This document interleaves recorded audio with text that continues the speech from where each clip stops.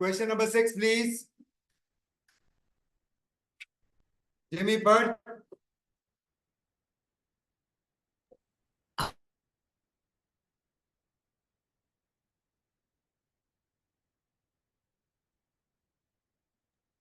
Sir दिख नहीं रहा क्वेश्चन नंबर 6। क्वेश्चन नंबर 6 दिख नहीं रहा है? अब देख, दिखा? हाँ sir. Company A and Company B are in power business. Company A holds 25% of equity shares of Company B.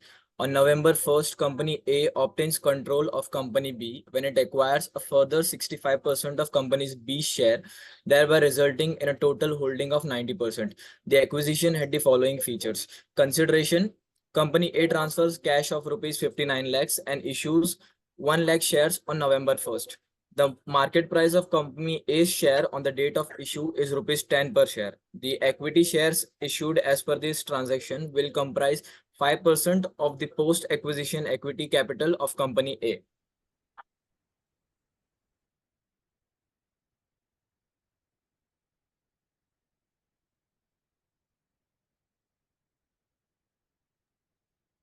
Contingent consideration. Company A agrees to pay additional consideration of rupees 7 lakhs if the cumulative profits of Company B exceed 70 lakhs over the next 2 years.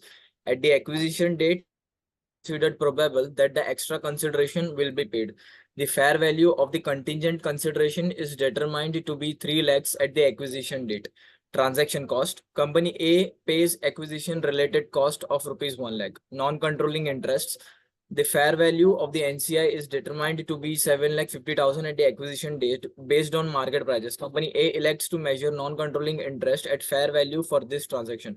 Previously held non-controlling equity interest. Company A has owned 25% of the shares in Company B for several years. At November 1st, the investment is included in Company A's consolidated statements of financial position at 6 lakh.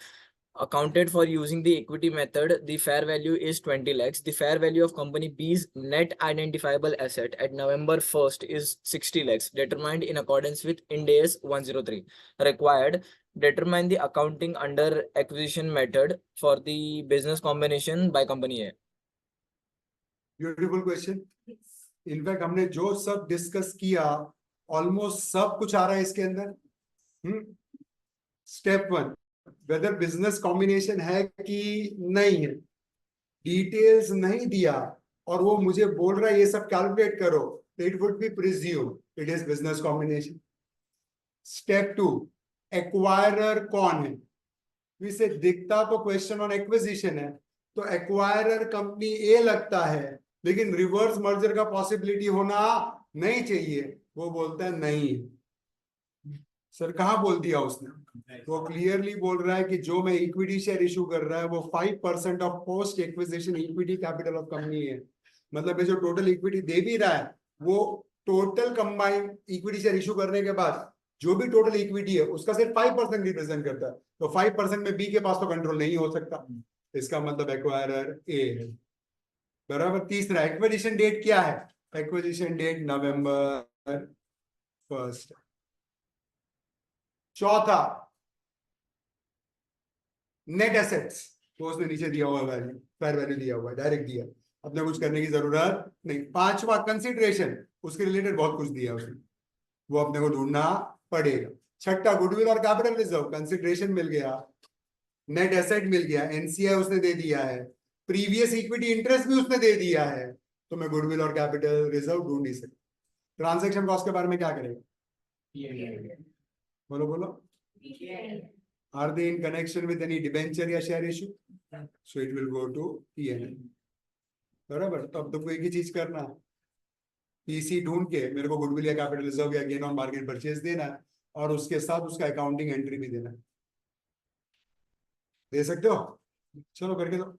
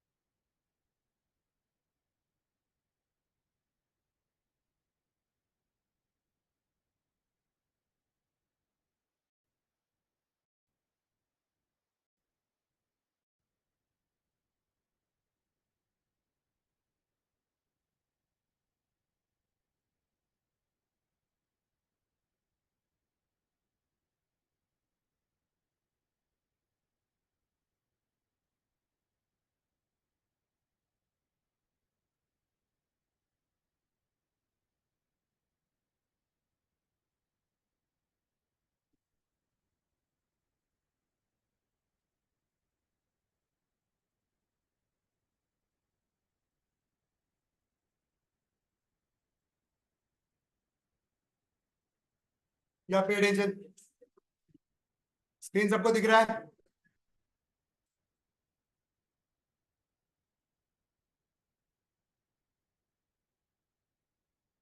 यही था।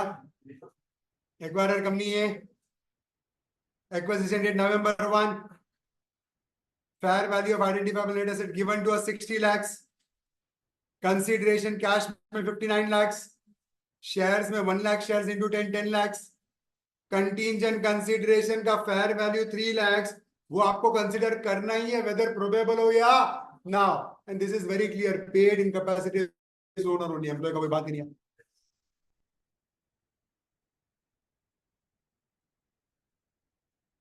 Consideration लिया, NCI लिया, fair value of previous equity लिया, fair value of net identifiable minus किया, goodwill 39,50,000, acquisition expenses 1 lakh का PNL में जाएगा और किधर भी नहीं आएगा। अब जरा एंट्री देखो ध्यान से,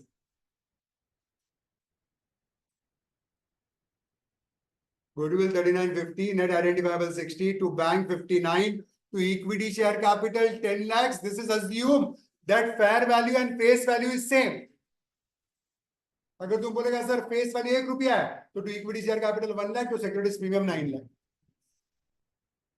contingent consideration payable 3 lakh, NCI 7 lakh 50, investment in B company, मेरे बुक में इन्वेस्टमेंट 20 पे है ही नहीं, मेरे बुक में 6 पे है, तो जो 6 पे है उसको 20 पे कैसे बाहर फेंक सकता है? 6, बाकी जो 14 लाख है वो उस 6 को 20 पे डीम बेचने का प्रॉफिट है, जो जाएगा गेन ऑन इक्विटी या पीएनएल।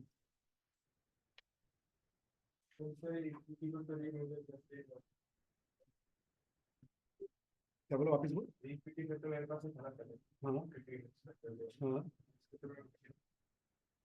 क्या वापिस बोल, वापिस बोल, क्या बोला? 12 12 12 12 12, नहीं बोल, क्या बोलना चाह रहा तू? इक्विटी इन्वेस्टमेंट और इक्विटी ये दो अलग अलग चीज है ना? Yes, and then we can put a note, we can put a note, क्या note? Acquisition expenses would be charged to P&L by passing the following entry, P&L to bank. तो तुमने फेयर में सब कुछ किया होगा, खाली एंट्री बाकी होगा ना, एंट्री कॉपी करो। फेयर में कुछ भी नहीं किया, जो फेयर में करता है उसका कॉन्फिडेंस दिखता है। हाँ, ऐसा खाली मुंह बना दो अभी, चलो।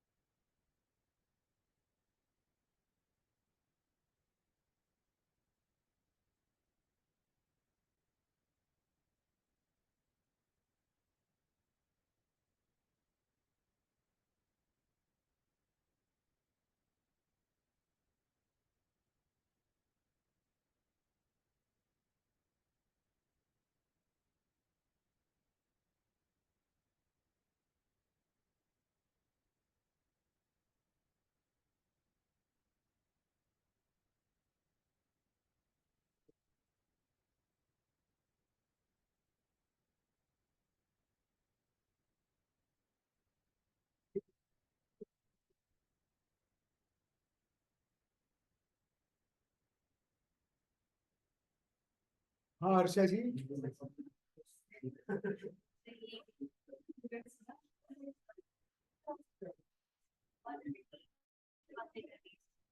अच्छी बात है ना। क्या बोल दिया ऐसा उसने आपको? हरी, हाँ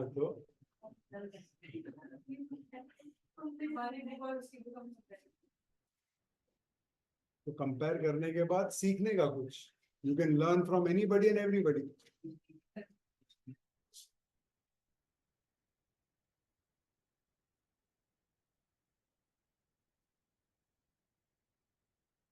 कोशिश की थी और करने, ये दोनों के बीच का जो ब्रिज होता है उसे डिसिप्लिन कहते हैं।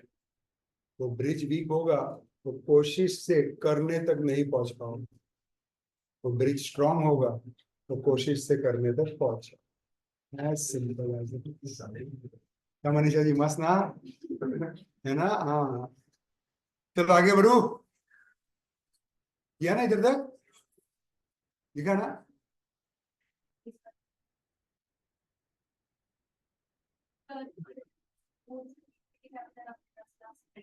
हाँ, टू कंसोलिडेटेड इक्विटी लिख देंगे, इक्विटी एंड सिक्योरिटीज में से अच्छा बेटर वर्ड है consolidated equity.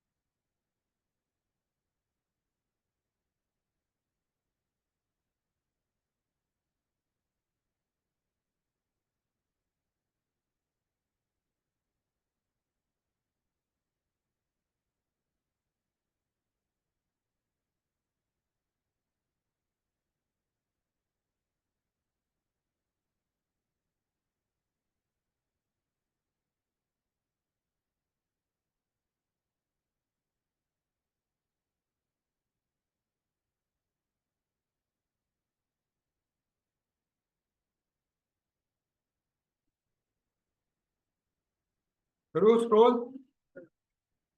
Yes.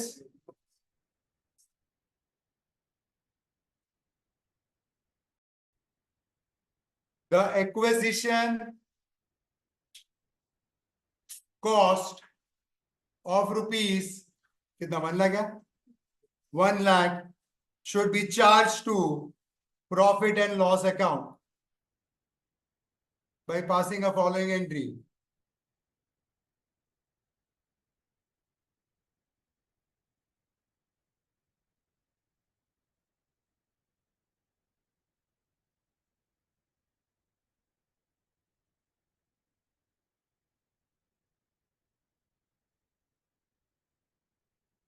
Yeah, all of you.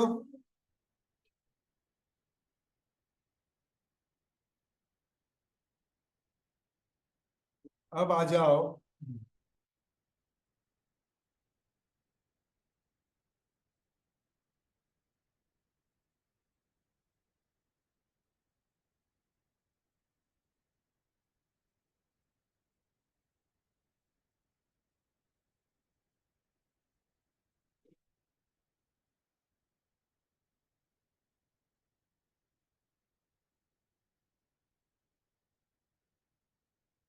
Question 16। Question 16.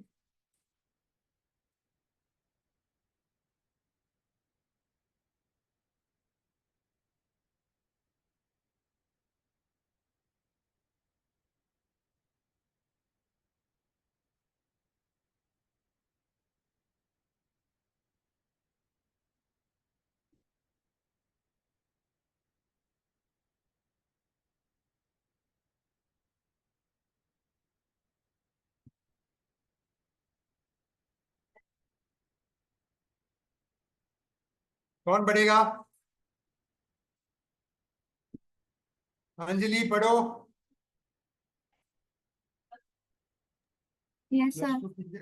Next question. हाँ, On 1st April 2011, PQR Limited acquired 30% of the voting ordinary shares of XYZ Limited for rupees 8,000 crores. PQR Limited accounts its investment in XYZ Limited using equity method as prescribed under Ind AS 28. At 31st March 2000 X2, PQR Limited recognized its share of the net asset changes of XYZ Limited using equity accounting as follows. Share of profit and loss 700 crores, share of exchange difference in OCI 100 crores, share of revaluation reserve of PP in OCI 50 crores. The carrying amount of the investment in the associate on 31st March 2000 X2 was carried therefore rupees 8,850 crores. On 1st April 2000 X2, PQR Limited acquired the remaining 70% of XYZ Limited for cash rupees 25,000 crores. The following additional information is relevant at that date. Fair value of the 30% interest already owned 9,000 crores. Fair value of XYZ's identifiable net assets 30,000 crores. How should such business combination be accounted for? No pay attention. तुमने पहले कितना 30% खरीदा? 30% 8,000 करोड़ रुपए खरीदा। ये तुम्हारा associate बन गया, तो इक्विटी मेथड फॉलो किया।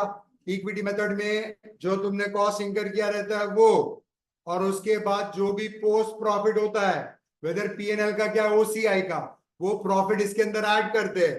पीएनएल का profit goes to my consolidated PNL, OCI वो अलग से ओसीआई में जाता है। उसने फिर पूरा एक साल किसने, तुम्हारे एसोसिएट ने जो भी प्रॉफिट कमाया उसका तुमको शेयर। पीएनएल का 700 आया, ओसीआई का 150 आया, ओसीआई का 150 आया, उसमें से एक्सचेंज डिफरेंस वाला 100 आया। एक्सचेंज डिफरेंस वाला जो 100 आया ये रिसाइकलेबल है, और ये जो रिवैल्यूएशन वाला है ये नॉन रिसाइकलेबल है, नॉन रिसाइकलिंग। बराबर।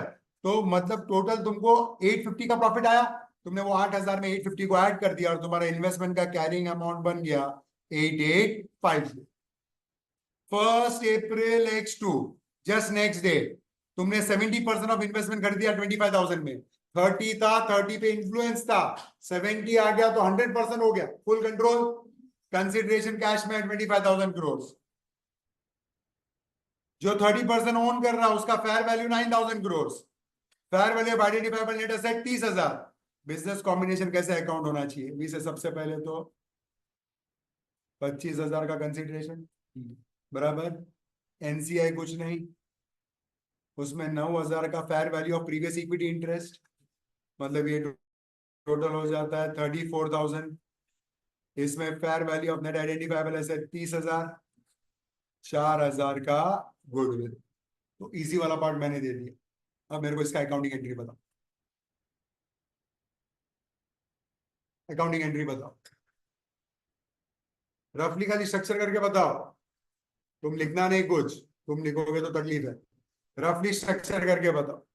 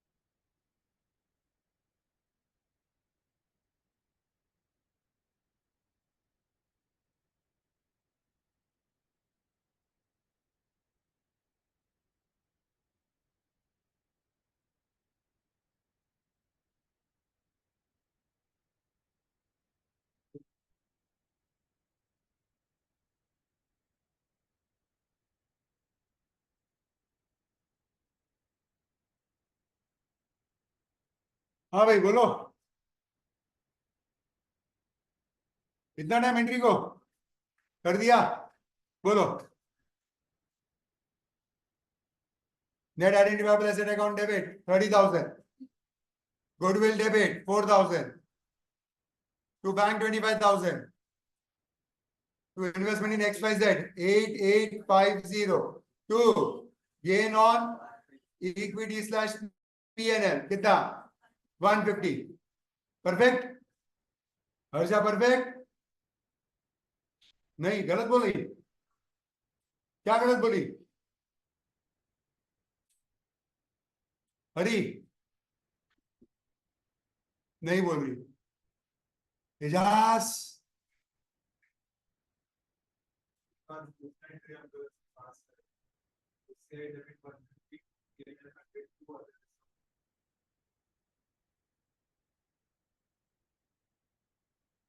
एंटामाउंट, एल्टामाउंट में भेजे इसको। चलो एजेस के लिए क्लैप करो सब लोग। अगर हम बोलते हैं कि वो जो पहला वाला 30% वाला इन्वेस्टमेंट हमने बेच दिया, डिस्पोज कर दिया, तो अगर इन्वेस्टमेंट डिस्पोज हो जाता है तो उसके रिलेटेड जो ओसीआई रहता है उसको भी अपने को डिस्पोज करना पड़ता है। अगर रिसाइकलेबल है तो पीएनएल में भेजो, नॉन रिसाइकलेबल है तो उसको रिटेन अर्निंग, जनरल रिजर्व या अदर रिजर्व में ट्रांसफर करो। इसमें से 100 रुपया रिसाइकलेबल था, वो पीएनएल में जाएगा। 50 नॉन रिसाइकलेबल था, वो तुम्हारा रिटेन अर्निंग्स, जनरल रिजर्व या अदर रिजर्व में जाएगा।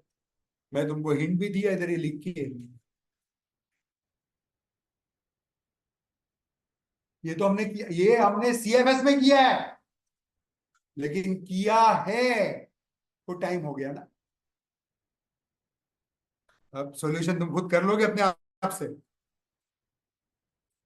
मजाक नहीं करूँ ना मैं, पक्का ना? ये लो, ये देखो 4,000 का गुडविल, ये देखो ये दो एंट्री, बराबर। गुडविल भी कर दिया कि वो भी बाकी है? हाँ लो लो, मास्क करो, सब मास्क करो, तुम्हारे लिए ही।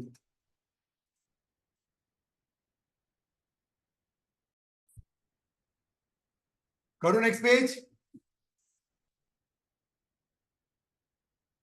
मैं यही मेन है।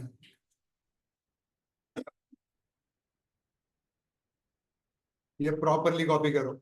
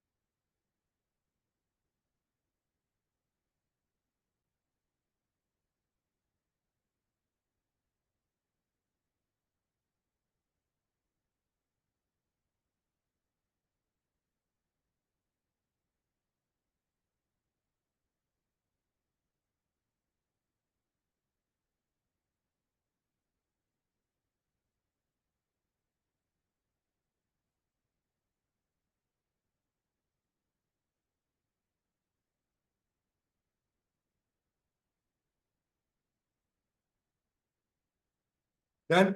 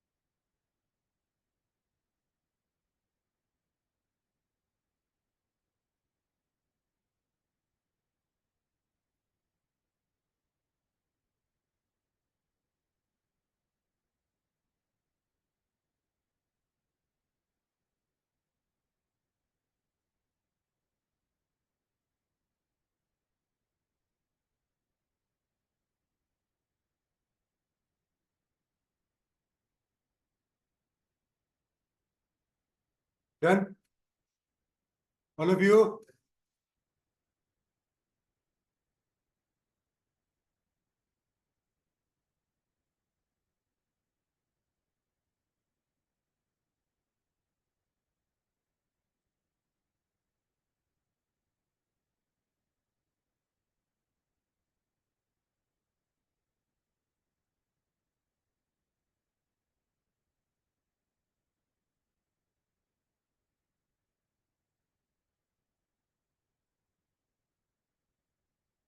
Question number 20.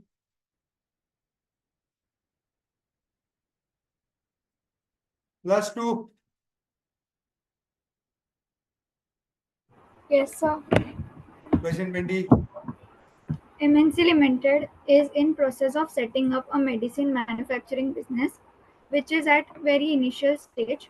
For this purpose, MNC Limited, as part of its business expansion strategy, acquired on 1st of April 2019 100% shares of Akash Limited, a company that manufactures pharmacy products. The purchase consideration for the same was by way of a share exchange valued at 38 crores. The fair value of Akash Limited's assets and liabilities were 68 crores and 50 crore respectively, but the same does not include the following: a patent owned by Akash Limited for an established successful new drug that has a remaining life of 6 years. A consultant has estimated the value of this patent to be 8 crores. However, the outcome of clinical trials for the same are awaited. If the trials are successful, the value of the drug would fetch the estimated rupees 12 crore. Second, Akash Limited has developed and patented another new drug which has been approved for clinical use. The cost of developing the drug was 13 crore. Based on early assessment of its sales success, a reputed valuer has estimated its market value at 19 crore. However, there is no active market for the patent. Third, Akash Limited's manufacturing facilities have received a favorable inspection by a government department. As a result of this, the company has been granted an exclusive 5-year license on 1st of April 2018 to manufacture and distribute a new vaccine. Although the license has no direct cost to the company, its directors believe that obtaining the license is valuable asset which assures guaranteed sales, and the cost to acquire the license is estimated at 7 crore of remaining period of life. It is expected to generate at least equivalent revenue. Suggest the accounting treatment of the above transactions with reasoning under applicable Ind AS in the books of MNC Limited. बस बताओ accounting बताना मतलब goodwill या capital reserve बताना है बताओ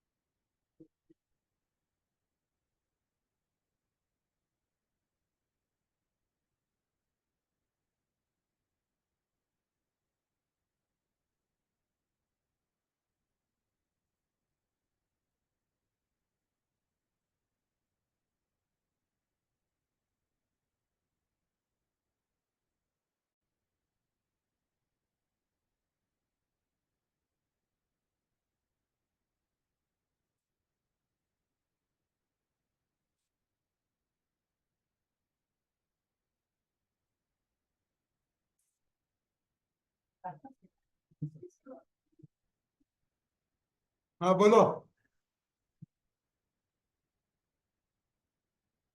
कितना? Goodwill, goodwill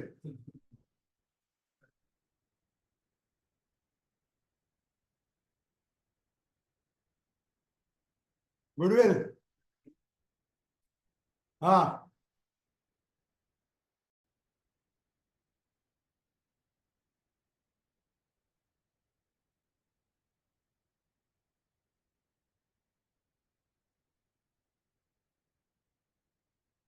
goodwill, वापिस पूछ रहा हूँ तेरे को।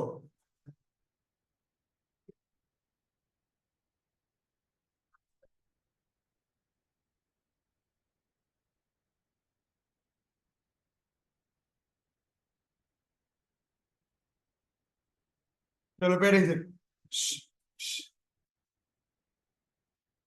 चलो इधर देखो, हेलो,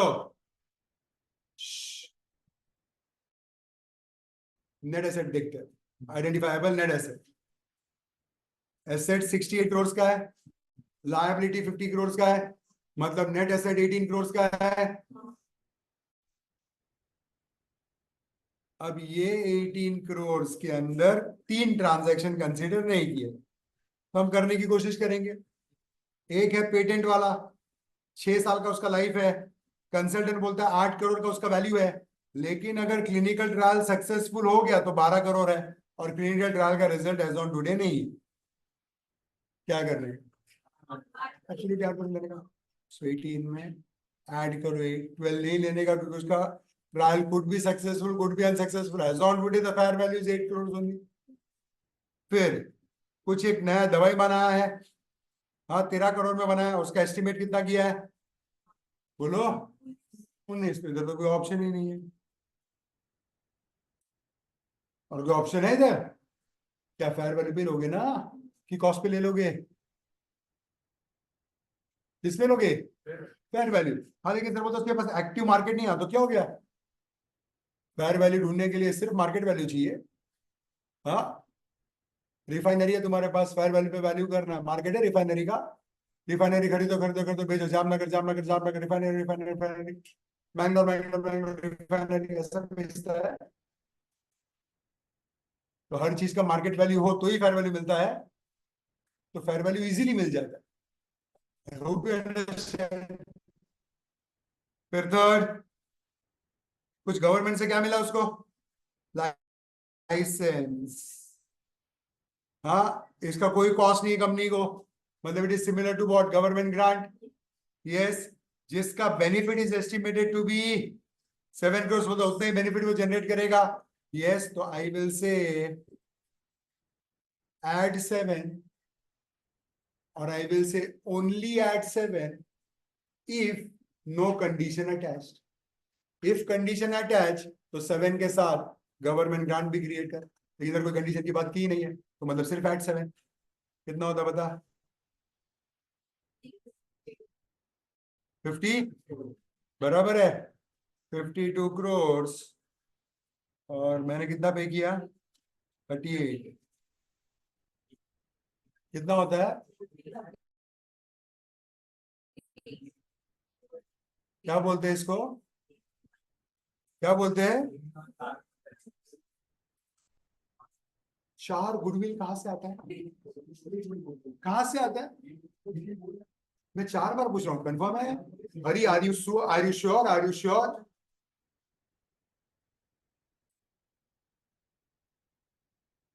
काम आते, समझ में आ रहा है? देवलाली, क्या किया तू 19 में? 13 ले लिया, किस खुशी में? कॉस्ट पे करते बराबर है। स्टेप 4 से क्या है? Fair value. एक्सेप्शन में किधर भी इसका एक्सेप्शन है,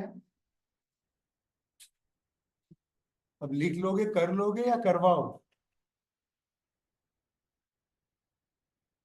हाँ कराओ, कराओ, इसे इफेक्ट दे देना, कराओ।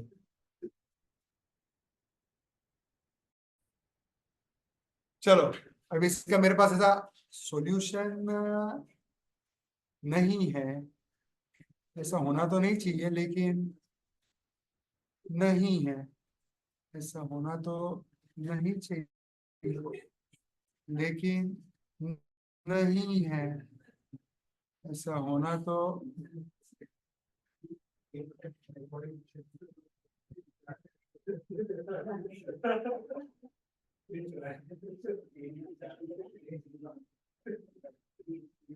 नहीं।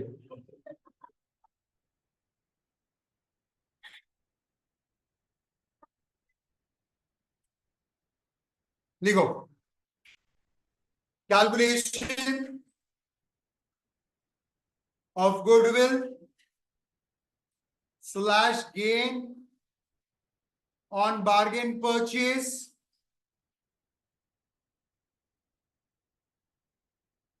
अंडरलाइन करो।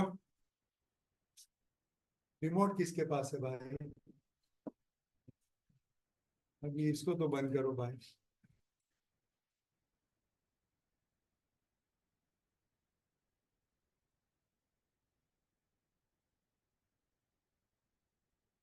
चालू है ना? बंद हो गया, थोड़ी देर अंदर से। हाँ ठीक है, calculation of goodwill slash gain on bargain purchase underline कर। अंडर दैट कंसीडरेशन पे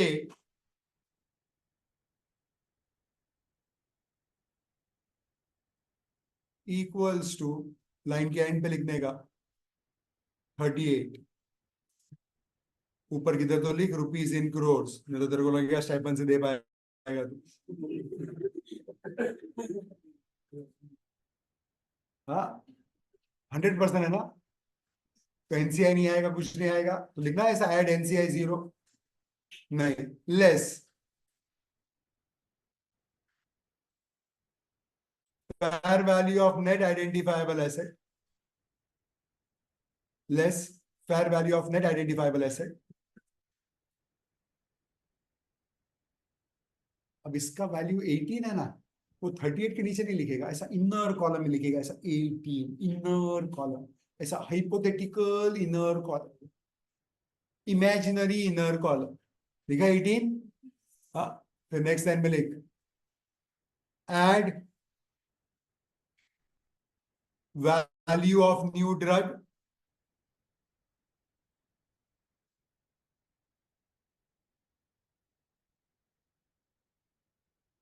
एट, 18 के नीचे 8, फिर एड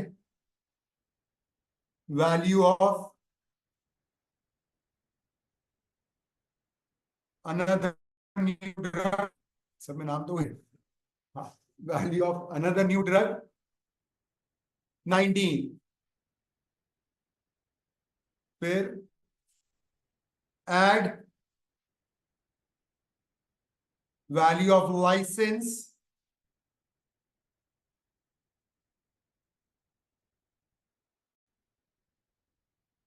7, ये सबका टोटल लेके जा आउटर कॉलम में,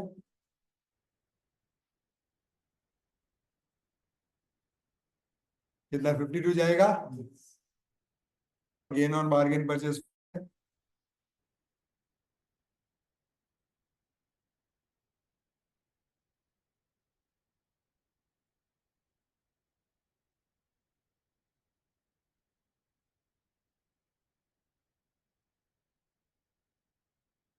किया, फिर नोट लिख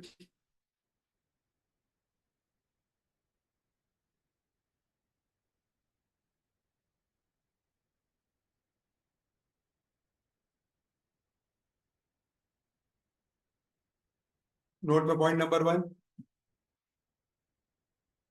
as per Ind AS 103 acquirer should consider fair value of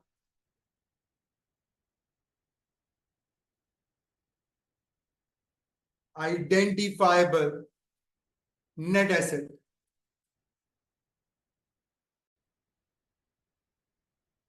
Full stop. It has been stated in the question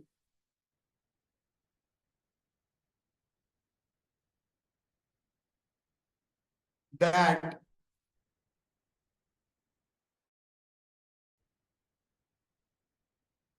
two patents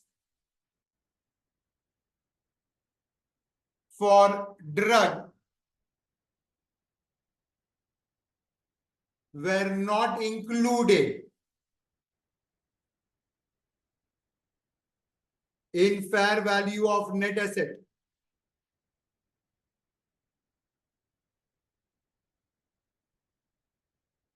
Therefore, we have considered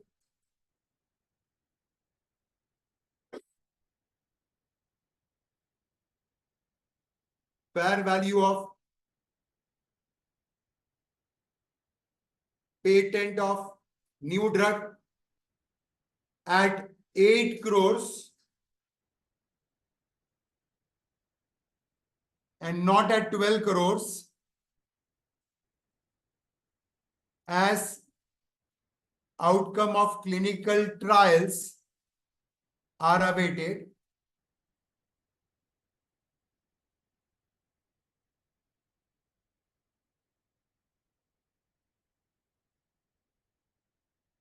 And fair value of patent of another new drug at 19 crores. Patent of another new drug at कितना crores? 19 crores. Full stop.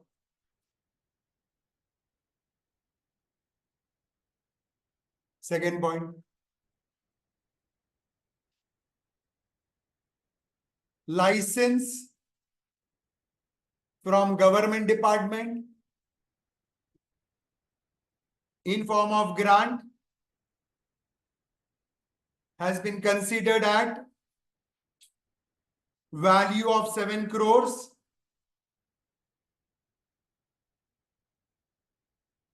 It is assumed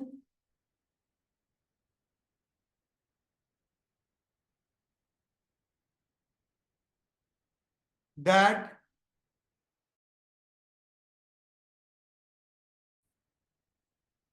there are no conditions attached, and therefore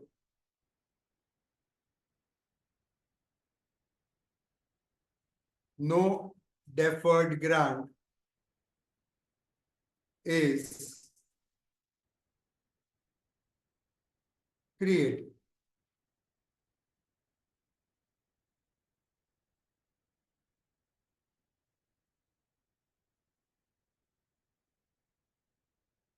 कर दिया all of you? So अपना question number क्या हो गया? 20 था ना ये, विद रीजनिंग दे दिया. क्वेश्चन 20 भी हो गया.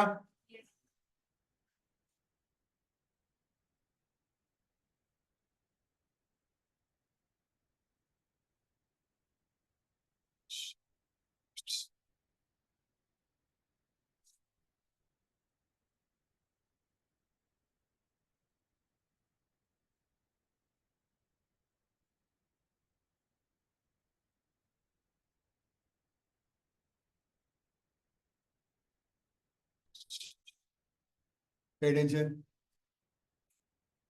Pay attention.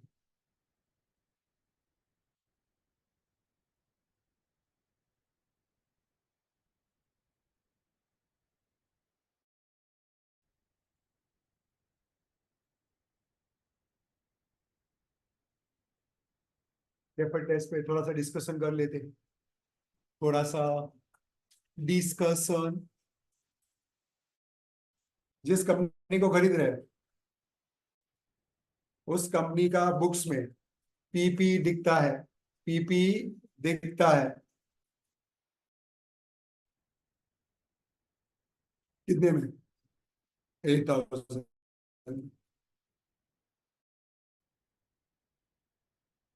उसका टैक्स बेस है 7,000। उसका फेयर वैल्यू है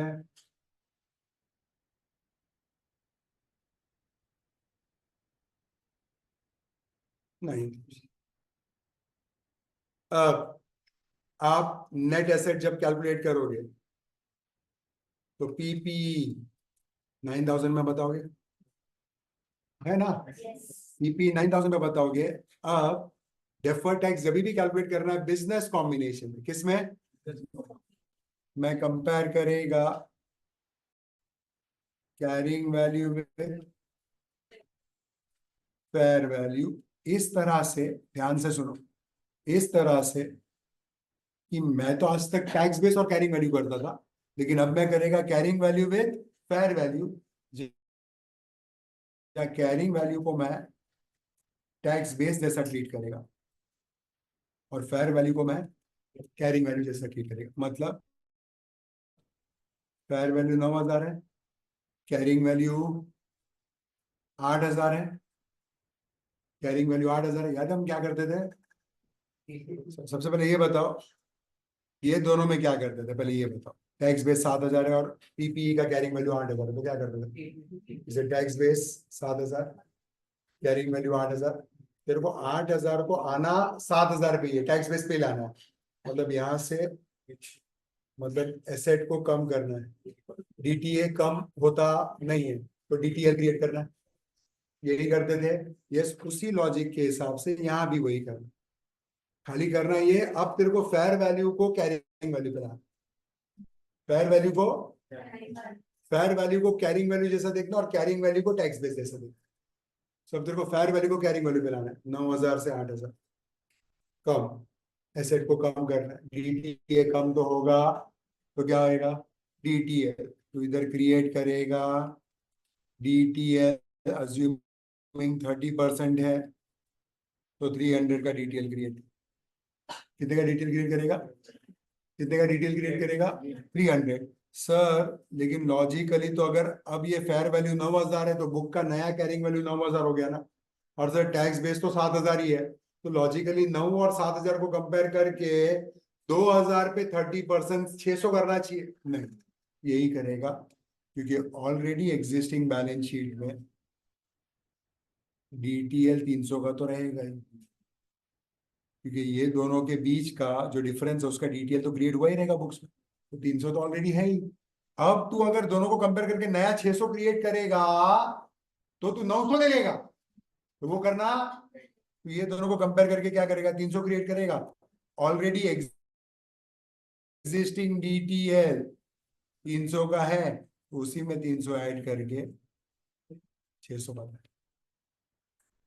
समझ रहा है? Unless otherwise specified you will always believe company ने normal deferred tax calculate properly किया। अनलेस अदरवाइज तो ऑलरेडी 300 तो है ही। सो ऑलरेडी 7 से 8 का डिफरेंस एडजस्ट हो चुका है, तो अब तेरे को 9 से 7 का नहीं जाना है, 9 से 8 का। That's why it is fair value and carrying value and not tax base. बैठ रहा दिमाग में? हेलो, पक्का? पक्का? तो बाबा 12 याद आ रहा है कि 12 ध्यान में नहीं है? नहीं है ना? तुमको बोला था मैं ध्यान में रख के आने को, कैसे करते शाबा शाबा है बोला। मैं बोला बाबा ना ही बोल दिया, बोला नहीं है। अब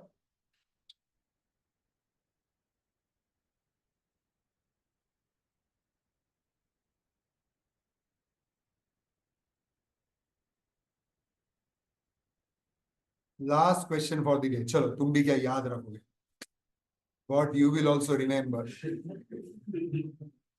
in English.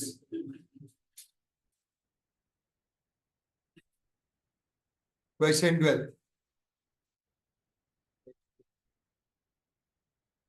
Question 12, last question. चल अर्नब, हाँ sir, ABC Limited prepares consolidated financial statements up to 31st March each year.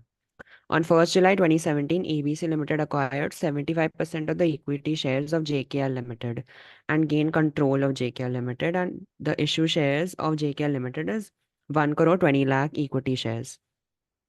The details of the purchase consideration are as follows. On 1st July 2017, ABC Limited issued 2 shares for every 3 shares acquired in JKL Limited. On 1st July 2017, the market value of an equity share in ABC Limited was 6.5 and the market value of the equity share in JKL Limited was 6. On 30th June 2018, ABC Limited will make a cash payment of 71,50,000 to the former shareholders of JKL Limited who sold their shares to ABC Limited on 1st July 2017. On 1st July 2017, ABC Limited would have to pay interest at an annual rate of 10% on borrowings. On 30th June 2019, ABC Limited may make a cash payment of 3 crores to the former shareholders of JKL Limited who sold their shares to ABC Limited on 1st July 2017. This payment is contingent upon the revenues of ABC Limited growing by 15% over the 2-year period from 1st July 2017 to 30th June 2019. On 1st July 2017, the fair value of the contingent consideration was 2 crore 50 lakhs. On 31st March 2018, the fair value of the contingent consideration was 2 crore 20 lakhs. On 1st July 2017, the carrying values of the identifiable net assets of JKL Limited in the books of that company was 6 crores. On 1st July 2017, the fair value of these net assets was 7 crores. The rate of deferred tax to apply to temporary differences is 20%. During the 9 months ended 31st March 2018, JKL Limited had a poorer than expected operating performance. Therefore, on 31st March 2018, it was necessary for ABC Limited to recognize an impairment of the goodwill arising on the acquisition of JKL Limited amounting to 10% of its total computed value. Compute the impairment of goodwill in the consolidated financial statements of ABC Limited under both the methods permitted by Ind AS 103 for the initial computation of the non-controlling interest in JKL Limited at the acquisition date. In short question ये बोल रहा है दोनों method से goodwill ढूंढो, जो भी goodwill आएगा उसका 10% इम्पेयरमेंट, बट गुडविल ढूंढना है। अभी मैं कुछ चीजें तुमको बता देता हूँ, मैं मदद कर रहा हूँ। देखो इंग्लिश है, मैं कर रहा हूँ। मैं कितना परसेंट से एक्वायर किया, किस में, जेकेएल में। जेकेएल के पास 1 crore 20 lakh इक्विटी शेयर्स है, इसका खाली 75% खरीदा तुम, वो बाद में करना, उसका मौका देगा। मैं खाली तुमको हिंट दे रहा हूं, हिंट बराबर पकड़ो। Yes, ABC will issue 2 shares for every, मतलब 3 के सामने 2 देगा, तो इसका जो 75% आएगा उसके सामने कितना देगा, और वो जो भी देगा into 6.50 would be the fair value of equity shares issued. 6.50 क्योंकि एबीसी का 6.5, and this is for 75%। बाकी 25% जो एनसीआई है, एक केस में नेट एसेट के हिसाब से वैल्यू होगा, दूसरे केस में उनका मार्केट वैल्यू 6 रुपया है। हेलो, मेरे को तो एबीसी का ही मार्केट वैल्यू चाहिए, जेकेएल का क्यों दिया है? So that I can value NCI at fair value, and NCI at fair value is जितने भी number of shares है NCI के into उसका market price. So this is for NCI valuation. फिर बोलता है मैं कैश पेमेंट देगा 71,50,000, लेकिन ये पेमेंट देगा 1 साल के बाद, 1 साल के बाद कंफर्म 7150 देगा। ये है तेरा डेफर्ड कंसिडरेशन। डेफर्ड कंसिडरेशन के लिए प्रेजेंट वैल्यू चाहिए होता है, 10% दे दिया तेरे को, तेरा डिस्काउंटिंग रेट, बाकी तू समझदार है। फिर 2 साल के बाद पे शायद कर सकता है, शायद based on revenue to grow और 15%, तो this is your contingent consideration. Contingent consideration का फेयर वैल्यू 2 crore 50 lakhs। उसके बाद फेयर वैल्यू चेंज होता है, ये तू पे करने वाला है किसमें, कैश में, तो ये कंटीजेंट कंसिडरेशन जो है वो लायबिलिटी। कैरिंग वैल्यू 6 करोड़, उसका कोई मतलब नहीं, फेयर वैल्यू 7 करोड़ है, फेयर वैल्यू 7 करोड़ है तो 7 करोड़ पे लेगा, लेकिन डेफर्ड टैक्स का रेट 20% है। तो ये जो तेरा फेयर वैल्यू 7 करोड़ है, this without considering this deferred tax impact, तो तू डेफर्ड टैक्स क्रिएट कर, एसेट आएगा तो 7 करोड़ में ऐड कर, लायबिलिटी आएगा तो 7 करोड़ से माइनस कर, और तेरे को तेरा नेट एसेट मिलेगा। फिर उसको पीसी के साथ कंपेयर करना तो गुडविल मिलेगा, गुडविल का 10% इज इम्पेयरमेंट। अब तू क्या ढूंढ के देगा मालूम है? तू क्या ढूंढ के देगा मालूम है? तू सिर्फ मुझे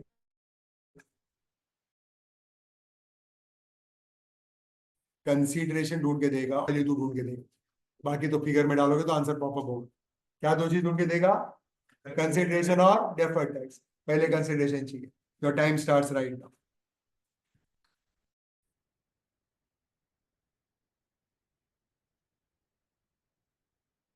कितने? 1 करोड़ कितने थे?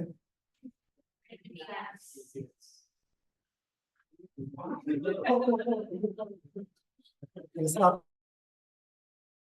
किया?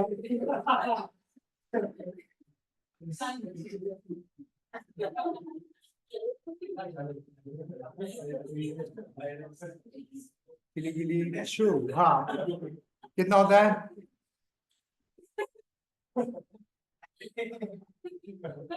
90 लैक्स होता है? 90 लैक्स होता है 75%। यस, और मैं दे रहा है 3 के सामने 2, 3 के सामने 2, तो 90 के सामने कितना? 60 लैक्स मल्टीप्लाइड बाय 6.50 कितना आता है? 390 लैक्स मेरा शेयर का पीसी। 390 लैक्स मेरा शेयर का पीसी। तो ये शेयर्स में, कैश में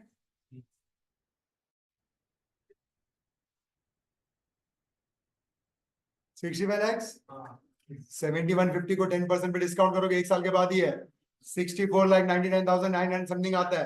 that is nothing but 65 lakhs, and then it is contingent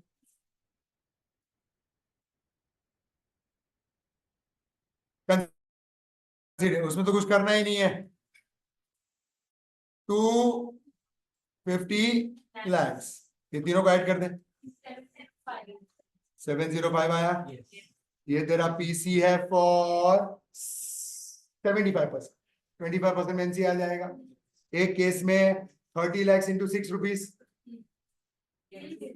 और दूसरे केस में जो भी तेरा नेट एसेट रहेगा उसका 25%। तेरा नेट एसेट कितना? 700 लैक्स है, लेकिन उसके सामने डीटीएल क्रिएट होगा, बराबर ना? कैरिंग वैल्यू 600 है, ये 700 है, तो 700 और 600 को कंपेयर करेगा तो 100 का कितना?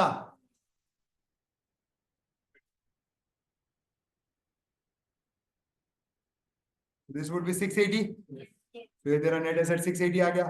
बस अगर डब्बे में डालेंगे तो गुडविल आएगा, इसे डाल के गुडविल ढूंढा है कितना? 205 and 195, 10% would be 20.5, 19.5।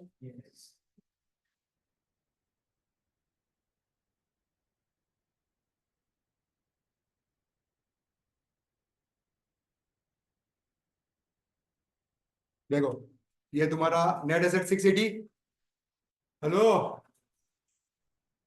और उसके बाद ये तुम्हारा कंसिडरेशन का वैल्यू 390 शेयर्स में, 65 कैश में, और 65 के बाजू में 250 कंटीजेंट, टोटल 705।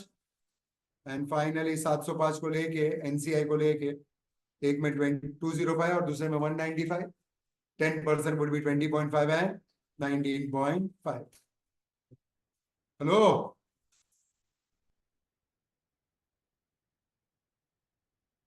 करो copy.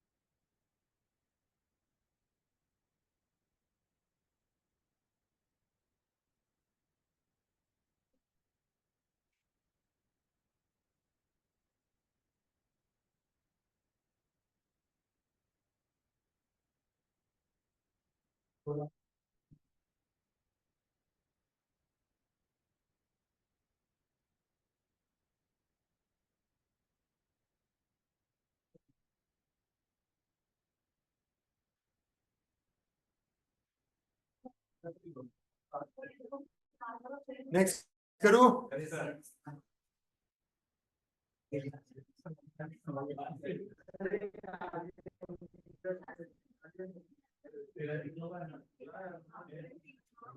Shh.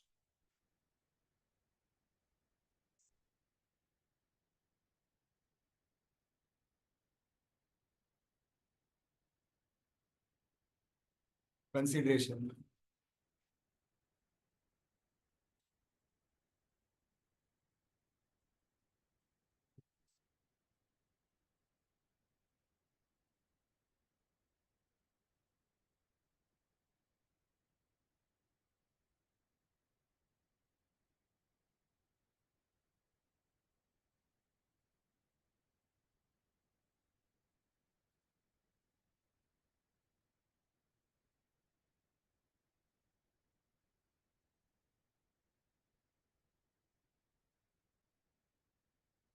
Shh.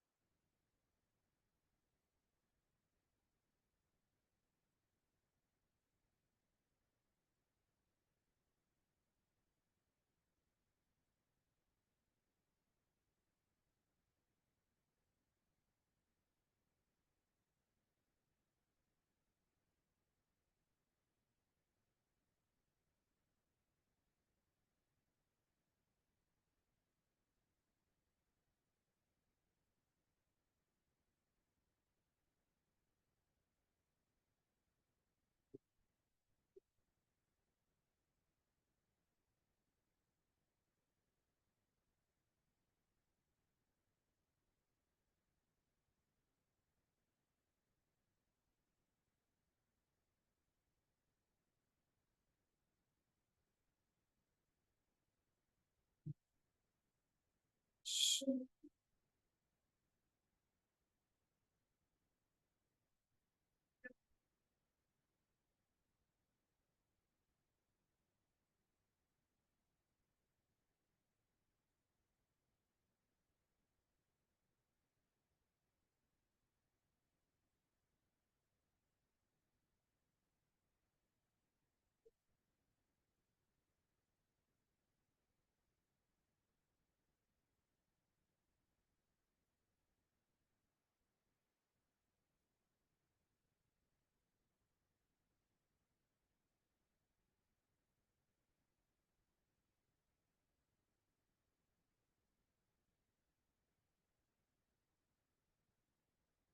Put a page down.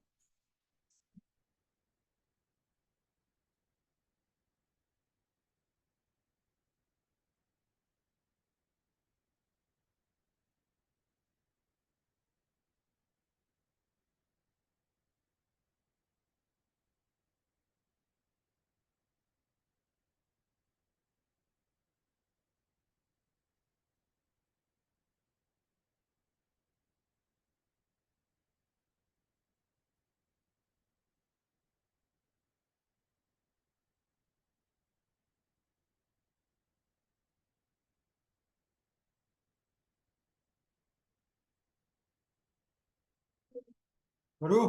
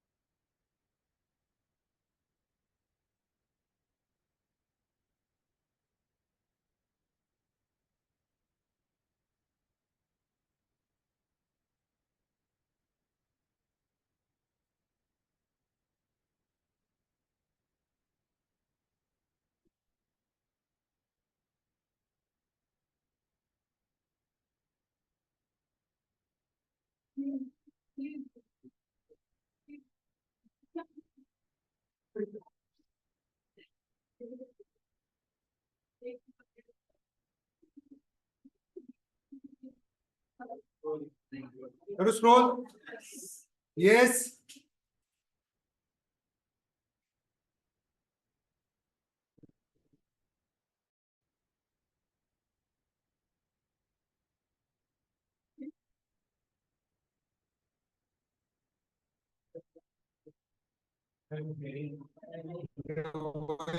कर रहा है, रोक रहे बाबा.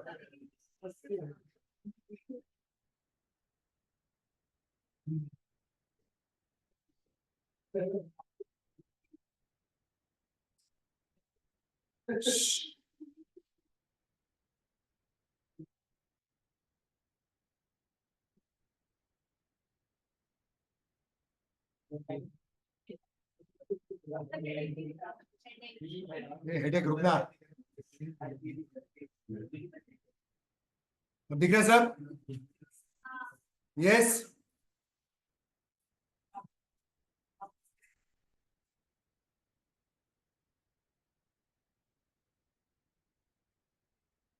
इतना कॉपी करो, फिर आज के लिए हम लोग क्लोज करते हैं.